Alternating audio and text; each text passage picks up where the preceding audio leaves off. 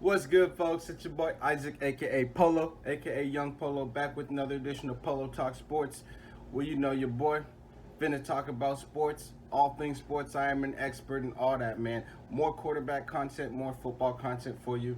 About a week ago, I dropped a video. It was my top five quarterbacks in the league, basically ranking my top five quarterbacks in the National Football League. This is going to be an update of that. I'm going to give you that list and tell you out of those five in the rankings who's trending up, who's trending down. I'm going to give you my new top five, and this video is going to be called Polo's Power Rankings, quarterback edition. And I'm going to get right into it. I'm going to give myself an honorable mention again, same way I did last week.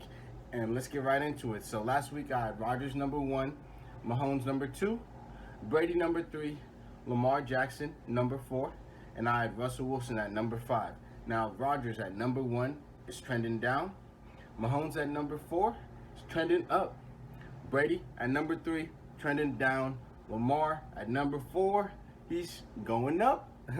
Russell Wilson at number five is trending down, man. And let me get into my new top five. Last week, my honorable mentions, I had Joey B in there, I had Justin Herbert, and I had Josh Allen in an honorable mention as well.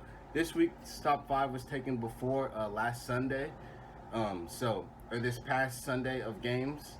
But they will stand, and my next power rankings won't be until after this next week's game. So I want to see how these quarterbacks, my top five, bounce back and if they adjust and play the way I think they'll play in this upcoming week. So new top five, we got Patrick Mahomes at number one.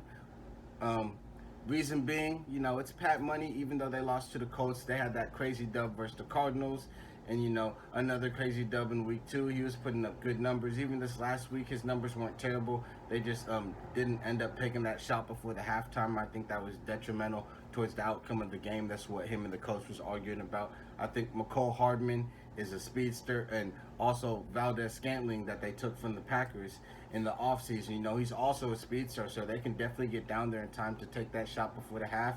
But it is what it is. They got the loss there at 2-1, but Pat Money's still the best, and I still got the Chiefs as the number one, not the number one seed maybe, but the best team in the AFC. Number two, we got Lamar Action Jackson, man. He's feeling dangerous. RP to Baker Mayfield's career and all that, but Lamar Jackson is really him. He's on a mission. I'd have him, front runner for MVP, but just second best quarterback in the league currently. But he cooked the Dolphins in the loss.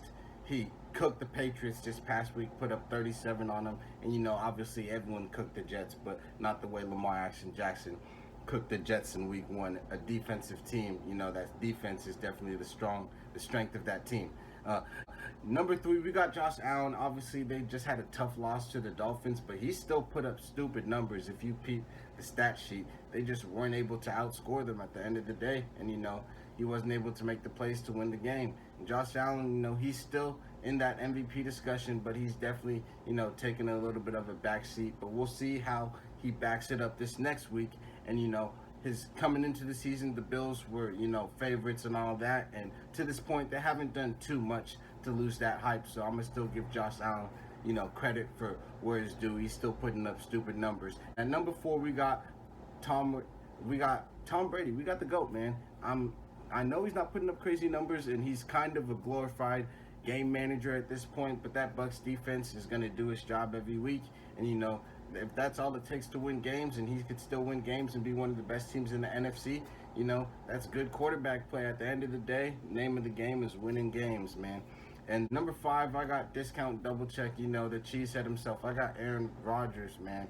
He pulled off the dub versus Tom Brady, but he's 2-1. I believe both the Packers and the Bucs, but this week Aaron Rodgers is coming off of a dub, and obviously with this lack of weapons, I think it's going to be a while for that offense to really get kicked into gear. But I think he's going to win a lot of games, and I think the way things are going to line up, I think the Packers are still going to end up winning that NFC North. There's a lot of teams that have a lot of potential in that division. The Bears are even over there at 2-1, but we'll see. I think the Packers are going to run away with the North, as they always do. And that's it for the top five. And my honorable mention for this week, I got to throw in my guy, my claim to fame, Jalen Hurts, man. Last year, I wish I had said it, but I was thinking it. he was already the best quarterback in the in the NFC East. Obviously that's not saying much, but this year, his play is saying a lot. I'm talking MVP discussion. He's definitely in there. I have him right behind Lamar Jackson right now. Honorable mention, but he's almost guaranteed to make an appearance in the top five next week. Jalen Hurts, even though he's in enemy territory, balling for the Birds. QB1 of the Eagles sounds familiar. If you know, you know. And that concludes this week's video. We out.